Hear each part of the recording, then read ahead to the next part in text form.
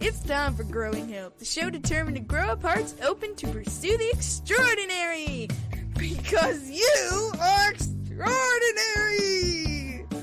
And now, it's your host, Catherine Lang. Hello there, and welcome to Growing Hope, where we are investing in growing up lives that are bold, in purpose, and on purpose, and completely unique to you. Because when we are trying to do things the way other people are doing them, or when we try to do things the way people tell us we have to do them, we end up exhausted, frustrated, and so far off the mark of our unique design that it's really hard to get back into balance. So today we are continuing to talk about butterfly talk, learning to untether ourselves from where we are attached to the world into launching into our possibilities. And I am Catherine Lang, your Hope Smith extraordinaire. I dare you to find your uniqueness and then live it out in purpose and on purpose. There is something energizing and powerful in recognizing how you are unique in all the world and then walking it out. And what's even more exciting is watching other people just wonder, one, how you're doing it, two, why you're doing it, and three, how they can do it. So join me on this journey. Today, we're talking about the breaking point. We all need to know and understand our breaking points so that we don't. If you know your breaking points, and also if you know the points that where the people around you are going to break, then you can be prepared and have a contingency plan that's going to allow you to get through that. Also, you need to have a plan that's going to allow you to break through your breaking points so that you don't get caught up in them and get stuck in them. So the first thing is to recognize what breaking looks like for you or for the people around you. Second, what grates on your nerves. There was people grating on my nerves as I was working on this. Third, what are the first signs of breaking for you? Fourth, what are some of the ways that you can release the tension, the pressure, so that you don't actually break? And finally, what are your escape plans? What are your escape routes? What are your storm shelters? So when we know our breaking points and we have a plan for dealing with those, then we're less likely to fall apart or to break or to explode. When I am walking out a new path, when I'm doing something different and that no one else is really it told me I can do. As a matter of fact, most of them have told me I can't do it. Then I have to focus. And it's such an unusual place for me. I'm usually have 14 things going on at once. We were sitting in Sunday school, our Wednesday night study, Wednesday night, ironically, and there were about 18 conversations going on all at once. And my Sunday school teacher or my pastor said, what really drives my wife crazy is I can keep up with all these conversations. And I laughed because I could keep up with all those conversations and work on a book, writing a book, all at the same time. So normally I like to call it focused flexibility. I don't microtask. I don't multitask. I microtask. That's it. I knew I'd get there. Just got to give me time sometimes. But in this case, when I'm doing something new or something different, and I'm having to focus, because anything that goes on around me will distract me. And once I get distracted, it's hard to get back on task. So I have to be acutely aware of my breaking points in those situations. And if the normal routine of the day is going to cause me to break, then I go off somewhere else so that I don't break. I know I recognize my symptoms. So, the first thing that we have to do when we're coming to understand our personal breaking point is we have to know what breaking looks like for us. It's always going to be different for everybody. Your breaking point will look very different from my breaking point. So, what happens when you break? If you're not sure what happens when you break, just ask the people closest to you. I guarantee you they know what happens when you break. They haven't encountered it at least once. Um, what are the words that you use? What is the body language that you use? Several years ago, and you probably can still see it on YouTube, there were commercials for Snickers that used Betty White. And when the person in the car got angry or hungry, they would get frustrated and they would become Betty White. Well, that's my husband. He has almost the identical symptoms to those people when he gets hungry, and he begins edging over into his breaking point. So I always tell him he needs a Snickers, and we both recognize those are his Betty White moments. That's what breaking looks like in him when it comes to being hungry. Now, a lot of times I've noticed that his breaking looks very similar in other situations, and I'm having to adjust what I say and when I say it and how I say it when I notice that he's on the verge of breaking. When it comes to me, of course, I never break. No, I know when I'm breaking. I can feel everything starts irritating me. Every little noise, every little sound, every little smell starts to irritate me. And I know that I'm on the verge of breaking and I need to get someplace safe for everybody. So, what does it look like when you break? Because if you know it, you can deal with it before the breaking actually occurs. The second thing is recognize the things that really do grate on your nerves. If it's something that truly grates on your nerves, then you need to make sure that you avoid those, especially as you start edging towards the breaking point. So make a list of those things that you notice grate on your nerves.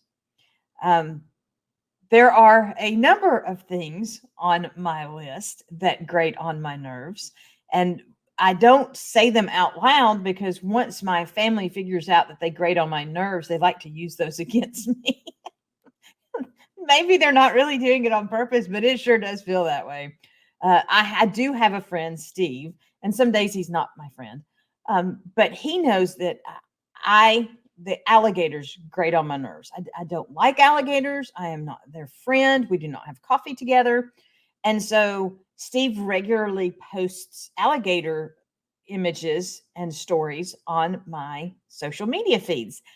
And he does it to annoy me. He does it to grate on my nerves. So maybe it's Steve that grates on my nerves more than it is the alligators. But the point is, when you know what it is that grates on your nerves, then you can prepare a plan for dealing with the things that grate on your nerves. So make a list. Start today. When you notice something, and have it somewhere where you can get to it. When you notice something that really truly grates on your nerves, that it's like fingernails on a chalkboard or like sucking on a lemon, it just doesn't sit well with you, write it down.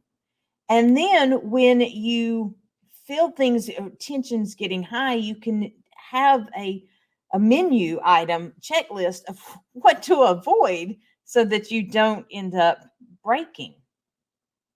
The whole point of this exercise, the whole point of this particular part of becoming a butterfly is that you need to understand your triggers.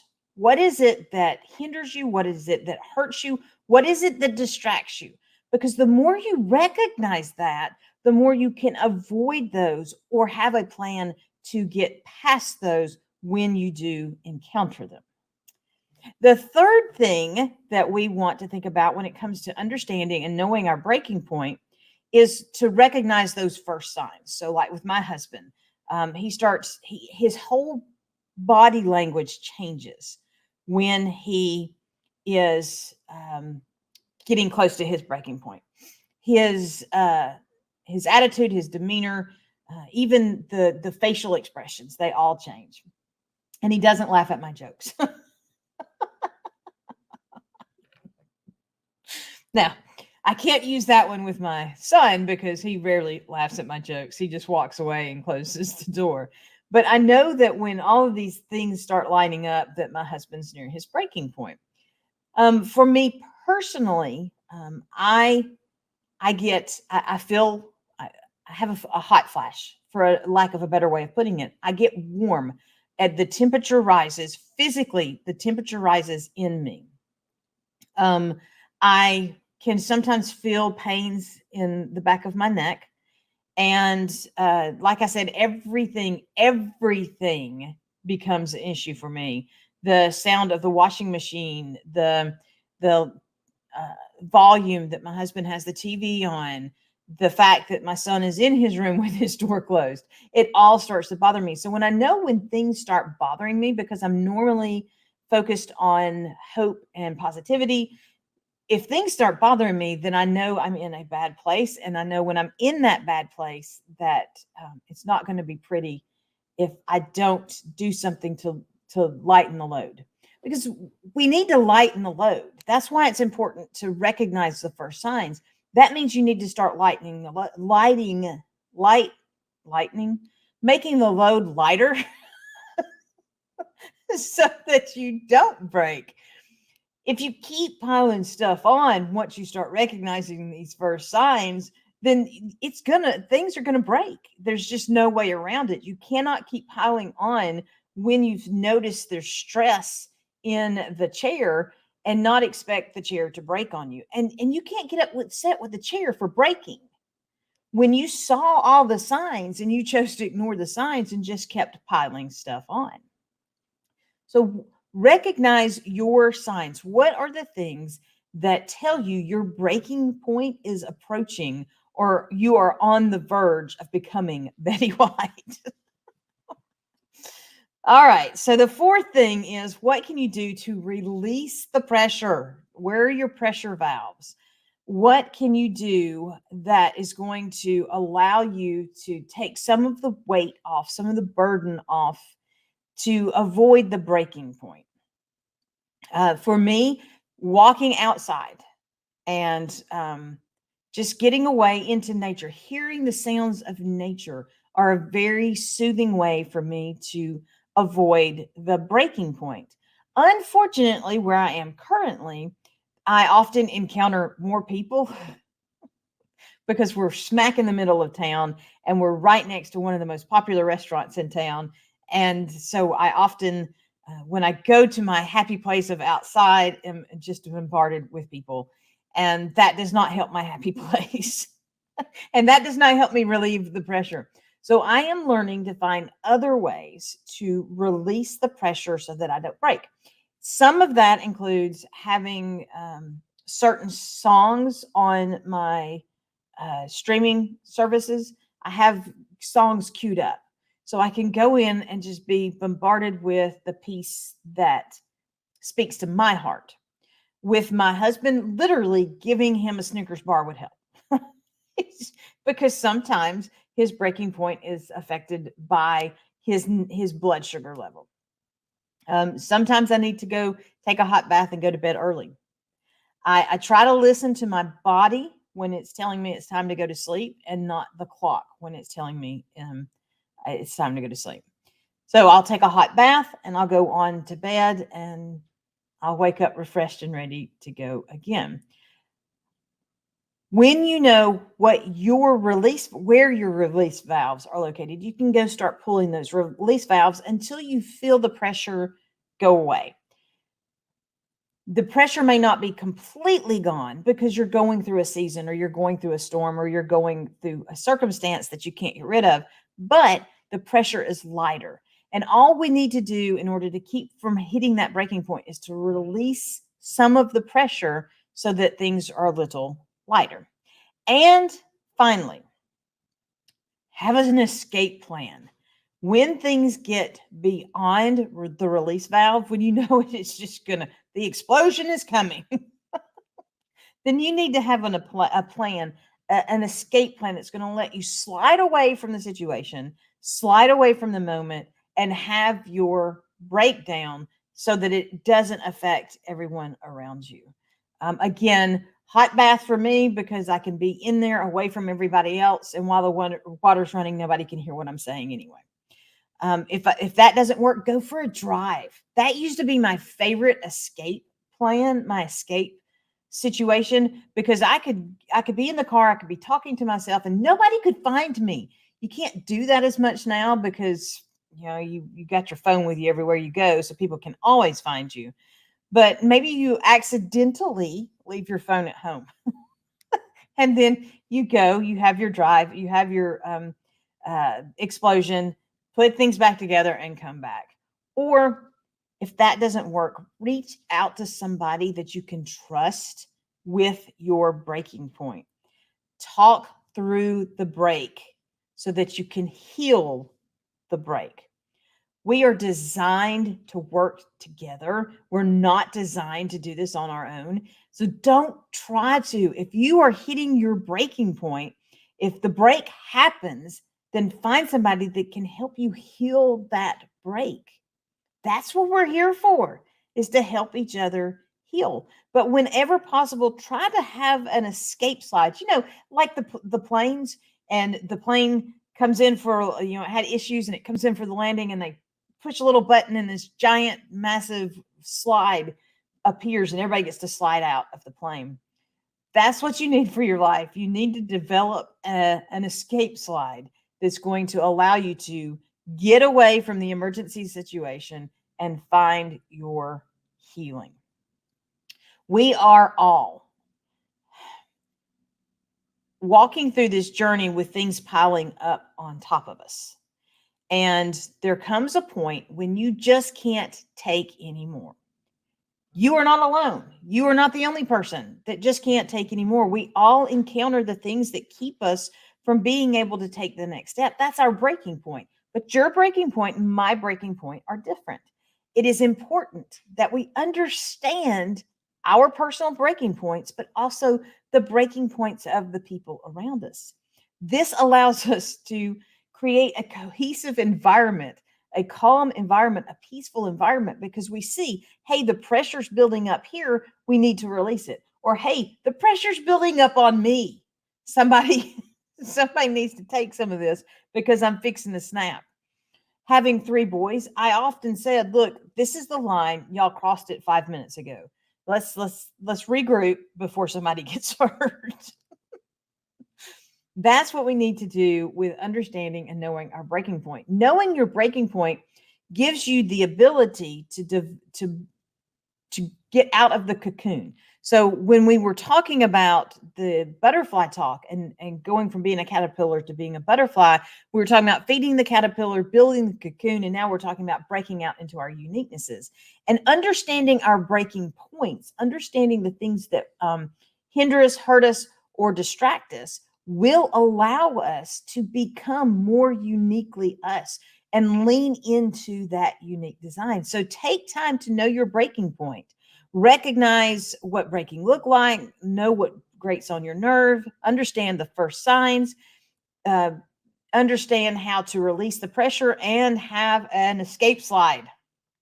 If you are struggling, even either in understanding your breaking point or having a breaking moment, or you're looking for more advice on finding your unique design, reach out to me today. You can find me over at catherinelang.com, and you can sign up for a quick 20-minute free call to discuss how this process is going to look in your life. Thank you so much for joining me for today's Growing Hope. I look forward to seeing you next time. And remember, be blessed and be a blessing.